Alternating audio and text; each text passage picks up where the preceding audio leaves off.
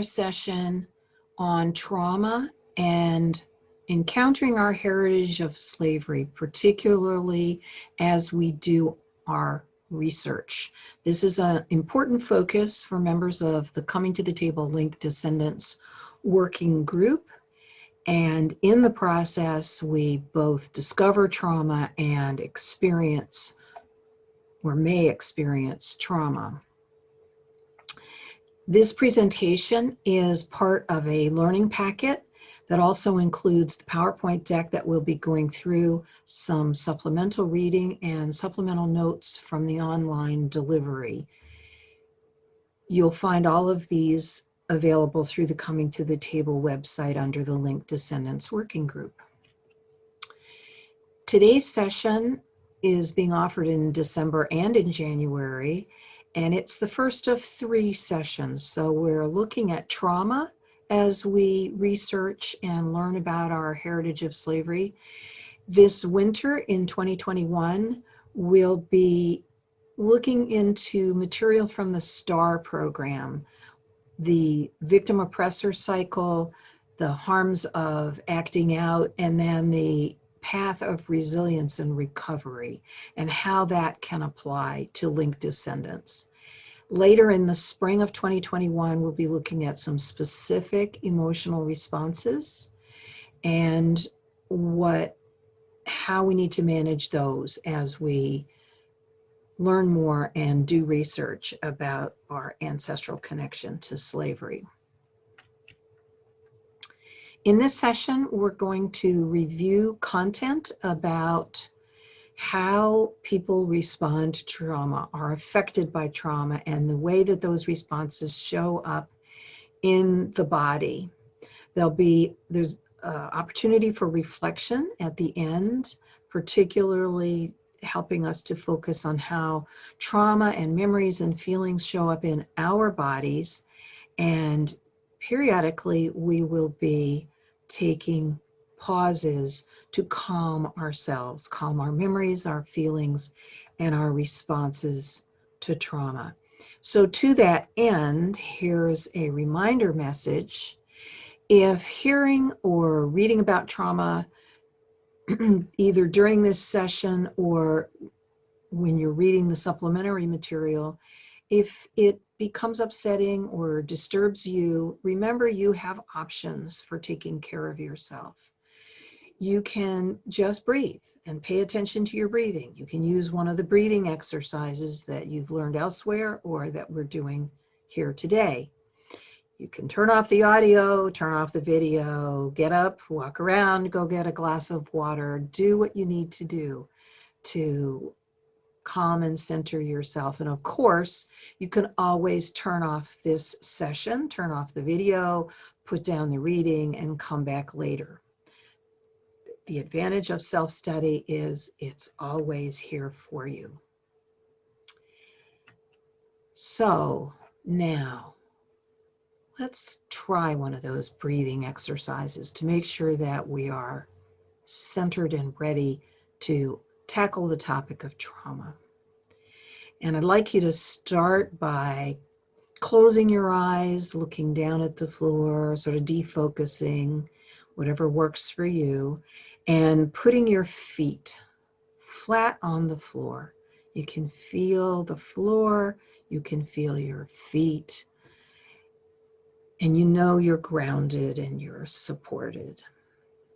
And then feel your butt wherever it is sitting, in a chair, on the floor, in a sofa, on a bed, but it's there. It's holding you up. It's connected to your surroundings. And lean back a little bit so that you feel your back connected to the back of the chair, to the wall, to some other piece of furniture. There's your back holding you up, keeping you in place. And then take a breath into your feet, those feet on the floor, and feel them connected. Breathe out, take another breath in, into your legs. Breathing all the way up your legs to where your butt is firmly planted. Breathe in, feel yourself, feel that breath connecting you. Breathe up into your back. Feel your back holding you up, holding you together. Breathe into all of its strength. And breathe into your heart. Breathe into your mind. Two of your most important tools in doing this work. Let your face relax with your breath. Let your hands relax with your breath. Feel yourself relaxed and present and ready to learn. Open your eyes or look up. Bring your attention back to the screen. And I'm going to start with a little bit of information. The content that we're going to go through in the next few minutes comes primarily from the work of two people. One is Dr. Carolyn Yoder, who works at the Center for Justice and Peace Building at Eastern Mennonite University and was one of the creators of the STAR program, Strategies for Trauma, Awareness, and Resilience. And her book, called The Little Book of Trauma Healing, is one of the sources for this material. The second source is Resmaa Menachem's My Grandmother's Hands, also used in preparing this content. So working with those two sources, we'll begin by reviewing what trauma is. It's the reactions of an individual or a whole group of people to terrible events. And the terrible events and the trauma may occur at the physical level, emotional, mental, spiritual, or relational, or all of them and combinations of them. And the kinds of experiences that produce trauma for people are ones in which their lives are threatened, their bodies are threatened, there's physical harm either happening or threatened. They feel terror. They are being terrorized or have been terrorized, and they feel helpless. The experience may overwhelm their ability to cope, even their ability to respond. They don't know how to respond or what to do. They feel they've lost control, and their sense of meaning is challenged or destroyed. The order that they expect in the world may be gone. Now, there's a continuum of responses that range from distress to trauma. And I've certainly had moments of feeling upset or distressed. I have a strong feeling, and I amplify it by talking about it as a trauma. Oh, such a traumatizing thing happened to me today. But actually, with some perspective for myself, I realized, no, it wasn't that severe. Didn't last that long. I did actually have control and choices, and my identity has not been harmed or threatened. So perhaps the more accurate word for my experience would be to say I was upset or distressed. Then there are experiences that fall right in the middle of what we call stress, and that can be very close to trauma. So it gets a little harder to differentiate because stress experiences are more severe and last longer. We feel less sense of a control, or that we have fewer choices, and we do feel like our sense of ourselves is threatened. And then there's trauma, as we talked about a minute ago, which is the most severe. It may be ongoing or of long duration, and there aren't choices, there's no control, and there's a high or total threat to our identities. Now, here's the tricky part. What one person experiences as upset, another person might experience as trauma. And whatever it is that someone experiences as trauma, declares to be trauma, and shows the symptoms of it being trauma, it's trauma. It's not given to any of us to question another person's statement that they have been through a trauma. It's up to us to do all the other things that we'll be looking at that support people who are experiencing trauma or have experienced trauma. Our sources point out a lot of different terms associated with the phenomenon of trauma. So when we're researching our ancestors and our own connections to enslavement in North America and the United States, we are certainly looking at historical trauma. And any of our ancestors may have experienced historical trauma, and we'll look at that more deeply in a minute. That historical trauma may have been part of or may still be expressed through ongoing structural trauma that you can see there on the left. It may be multi-generational trauma, trauma that is repeated for generation after generation of people. Apartheid, segregation, enslavement, repeated traumas for multiple generations. Now, there's another way that the term multi-generational trauma can be used, which is referring to the impact of historical trauma that is retained through multiple generations. And sometimes families or communities find themselves repeating behavior or feeling in ways that are not directly connected to something happening in the present, but with reflection and support can be seen to be connected to an earlier historical trauma. And in any case, individuals and groups that experience historical trauma, ongoing trauma, multi-generational trauma can be said to have cumulative or chronic trauma. There's another kind of trauma that can happen for first responders, journalists, aid and assistance workers, and actually to researchers, people among the linked descendants researching their family histories. And that is what's called secondary or vicarious trauma. So the person who is traumatized didn't experience the original trauma, but is traumatized by witnessing the aftermath, talking to victims, or reading or seeing. Television is an unfortunate medium for secondary or vicarious trauma.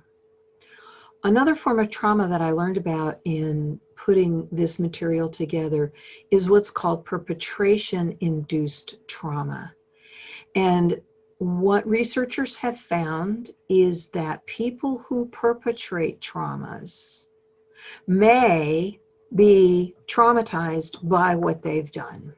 So that might be criminals, it might be military people, police, prison workers, and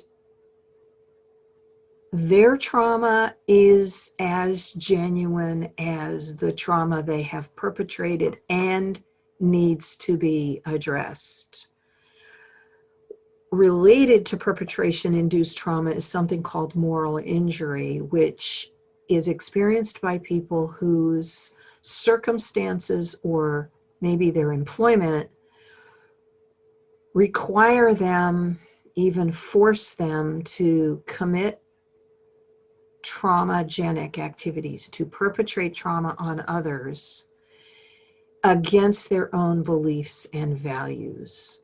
And so they harm others, but they are themselves harmed. And I've heard commentary to the effect that moral injury can be a component of the post-traumatic stress that we see in our military veterans.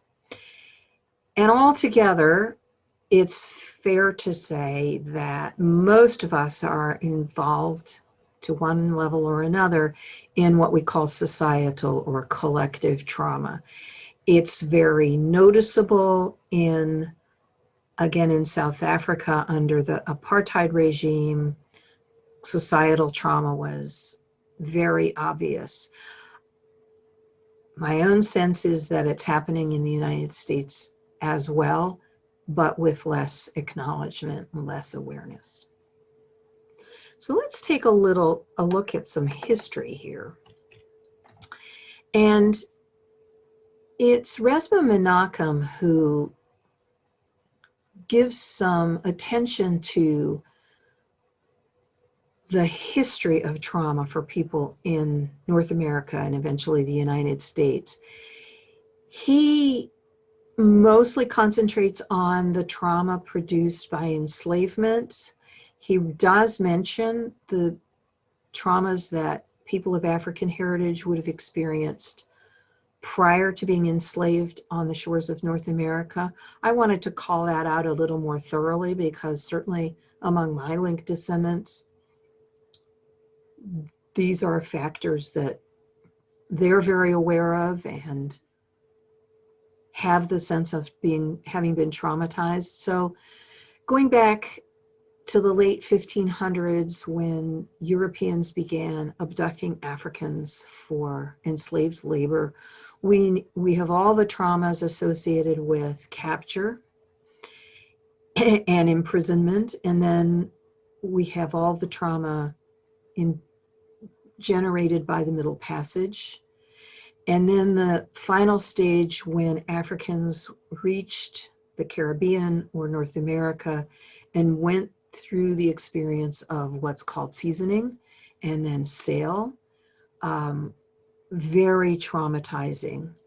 And then were moved into a slave society and experienced, in some cases, indescribable traumas of enslavement. And that didn't stop. As we know, the traumas that started in slavery continued into the Jim Crow era, and some of them, many of them perhaps, are continuing into modern times.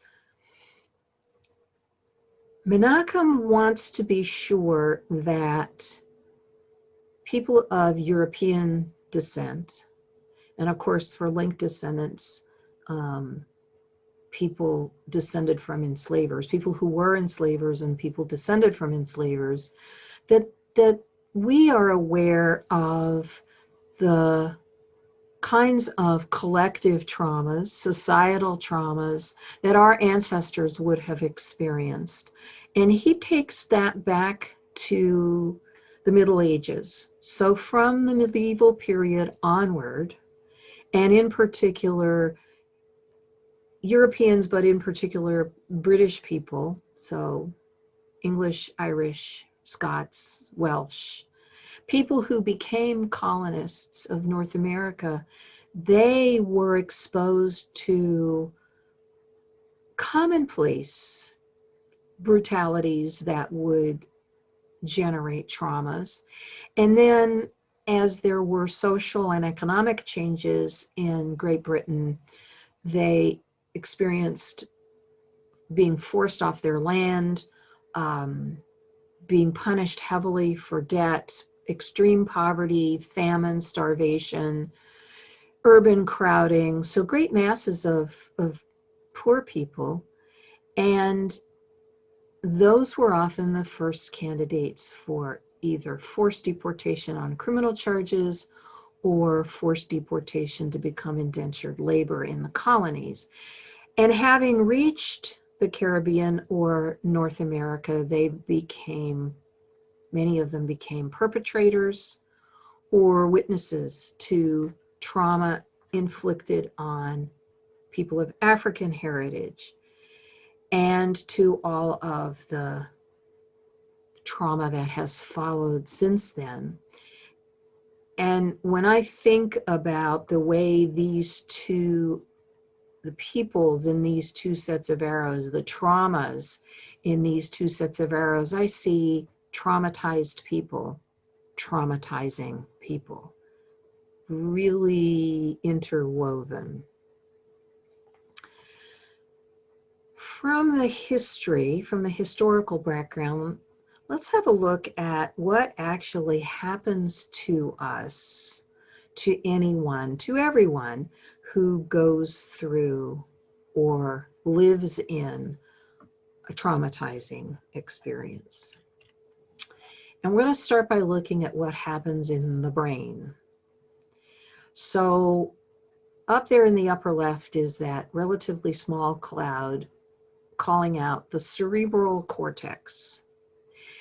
And in the face of trauma, the cerebral cortex doesn't have much chance to do its work, which is rational processing.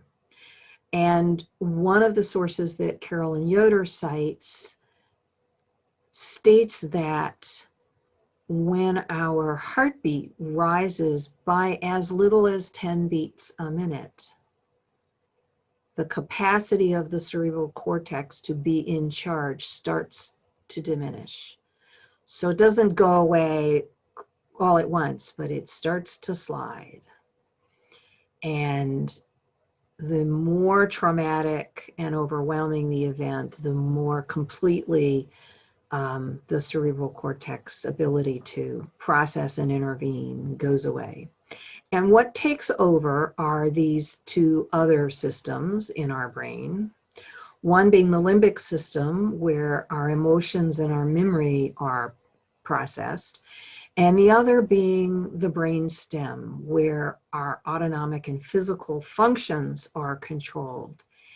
And neither of those systems does anything resembling rational thought. Both of those systems change our physiology and want us to move into action. Sometimes we are compelled into action without any realization of why. And that is the brainstem, raising our heart rate, increasing our breathing rate, pushing us into that fight or flight mode, slowing down digestion, raising blood pressure, changing blood glucose and blood acidity. There's a lot going on generated from the non-rational, non-thinking brainstem, and simultaneously strong emotions and interesting things happen to memory under the influence of trauma. Sometimes everything is remembered, absolutely every detail, and people have recurring nightmares with all those vivid details. Sometimes there's no memory at all. Memory storage gets blanked out. Sometimes there's partial or even inaccurate memory. We certainly know from the work with eyewitnesses that people don't remember the same things and they don't remember very completely. So a lot is happening to us, and when you go back to look at what the autonomic system is generating, think about all of those functions being revved up under trauma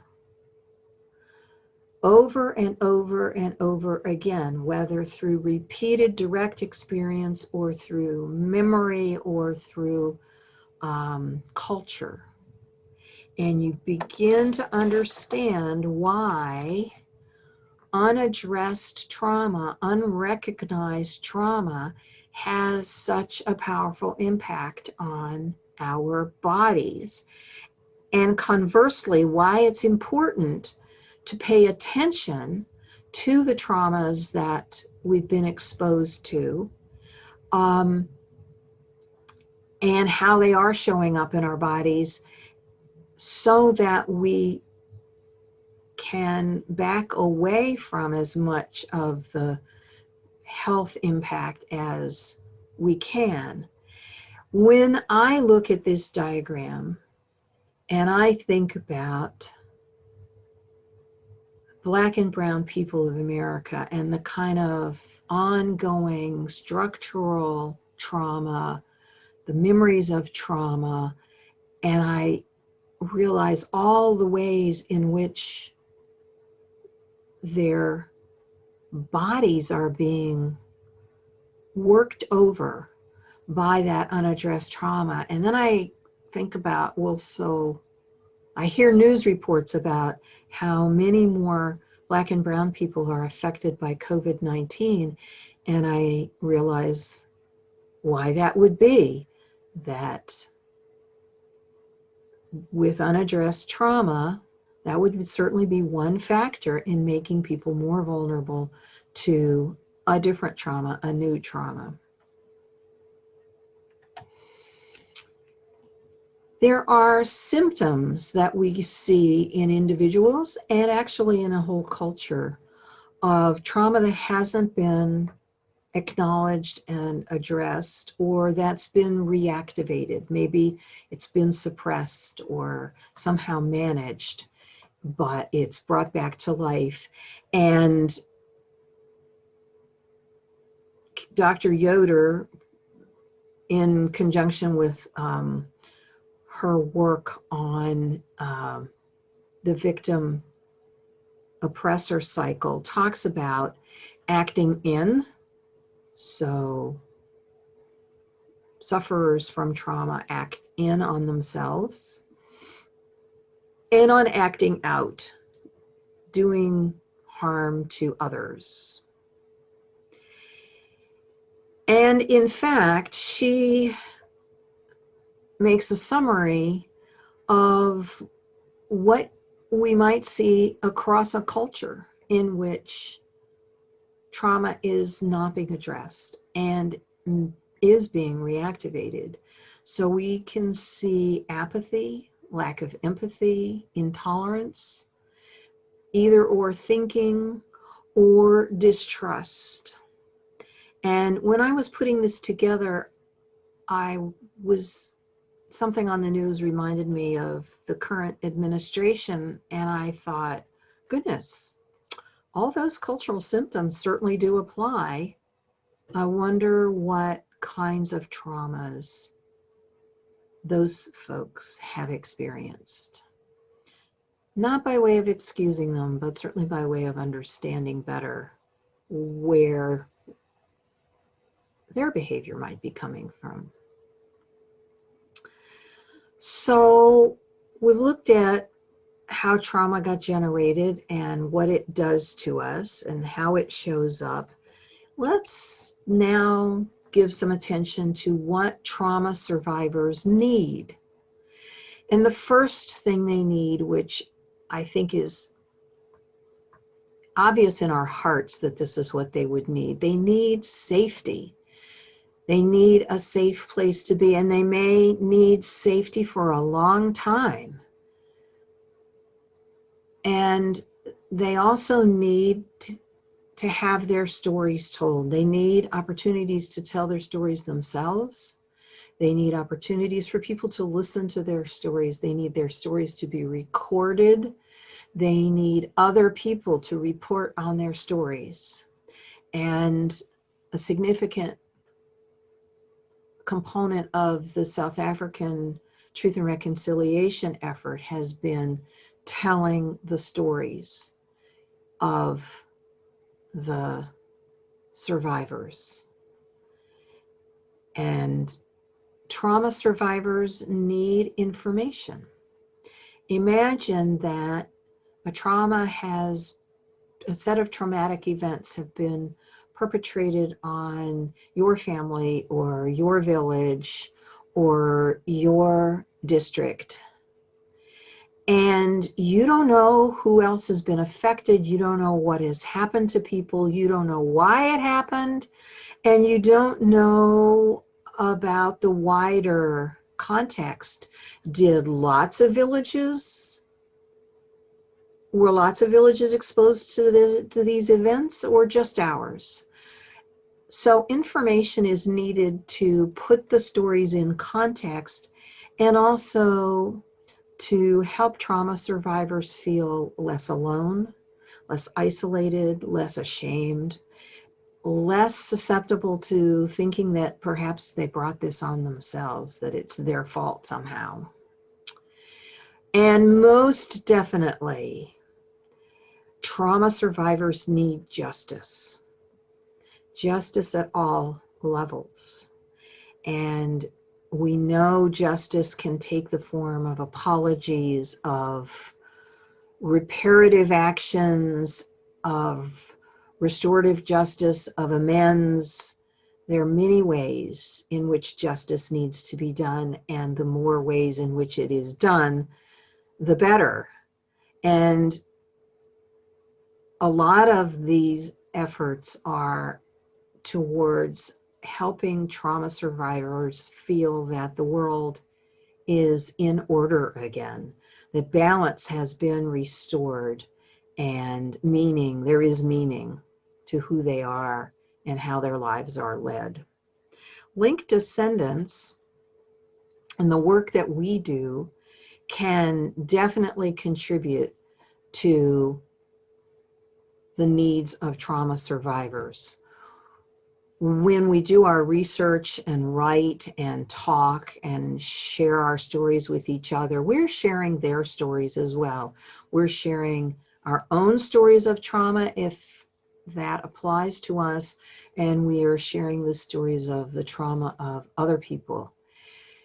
And our research often requires that we understand the context, the historical context for our ancestors' stories. So we write and we talk about that as well. We put the information out, and most of us are interested in seeing justice done, whether it's being activist in some way, so we're addressing ongoing structural trauma, or we're working on reparations, or work within our own families of restorative action, apologies, and amends. And the last thing that I want to say, the last point that I want to make, is that those of us of European heritage who are descended from enslavers, we have a real challenge on this trauma front. We have to do something that most developmental psychologists would tell us are very hard and require a pretty high level of psychological and emotional maturity. We have to hold two sets of demands in focus, hold them at the center of our consciousness simultaneously. So we know that our work is about focusing on the profound, historic, multi-generational, and ongoing structural trauma inflicted on Black, Indigenous, and people of color in North America. We know how critical it is for us to center that aspect of trauma so that we can respond to our call to action, which is to tell the truth, to contribute to structural change, and to repair harms.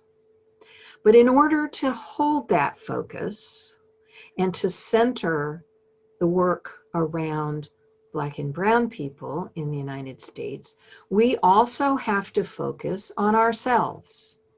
We have to focus on the unacknowledged historic and ongoing structural trauma and moral injury that people of European heritage who perpetrated, witnessed, or stood by while trauma was inflicted or is still inflicted. We have to get ourselves together. We have to respond to this call to action, to develop our self-knowledge, to develop our ability to manage ourselves, our feelings, our traumatic responses, so that we learn, tell the truth, act for change, and repair harms. We have to focus on addressing the trauma we personally experience and that European Americans experience, so that we can fully pour our hearts, our minds, and our energy into centering the work on behalf of Black and Brown people in this country. So I put that challenge out, and I struggle with that challenge myself.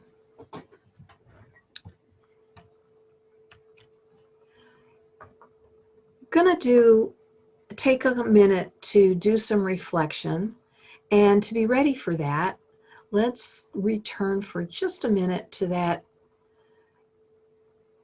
centering exercise we did earlier on. So again, feel your feet on the floor, feel your butt in the seat, feel your back leaning against a support, and breathe in and breathe out. Breathe in, breathe out. And one more time. Breathe in, breathe out. Whew. Okay. So here's the reflection exercise. Remember a time when you were learning about your family's connection to slavery and strong feelings came up for you. What did you feel? How did you feel? Where in your body were those feelings? And make an outline of a human being, or use one if you have the handout, and mark on that silhouette where in your body did those feelings come up. Take a minute and do that.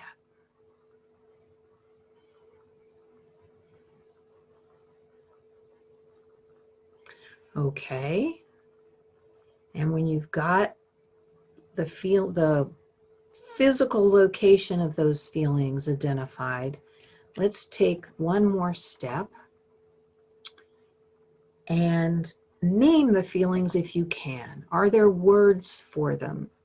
If there aren't, that's fine.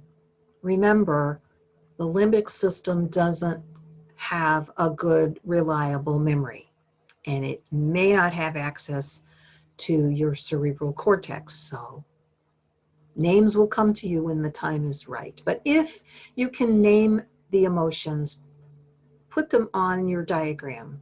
See if you can connect them to the locations of feelings. Take a minute with this cloud of names and see what you get.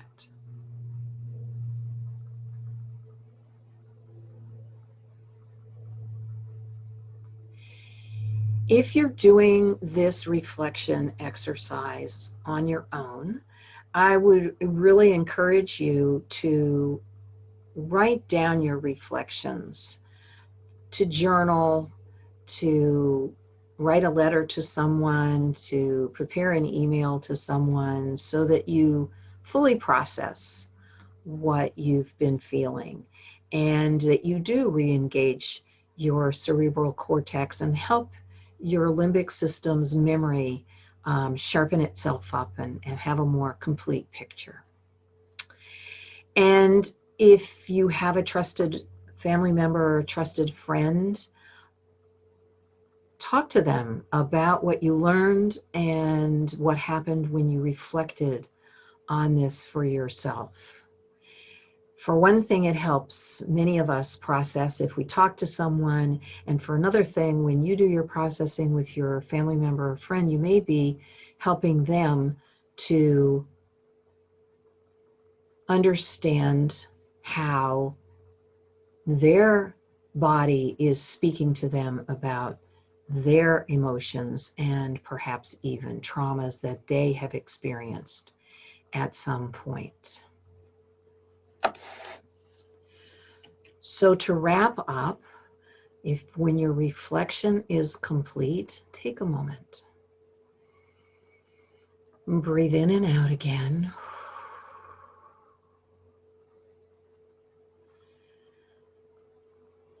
Let go of what's painful, as appropriate, as needed. And if appropriate, if needed, breathe into a centered and relaxed place so that you can stop this activity and move back into other parts of your world and other activities. Thank you for being here. Thank you for the work that you're doing.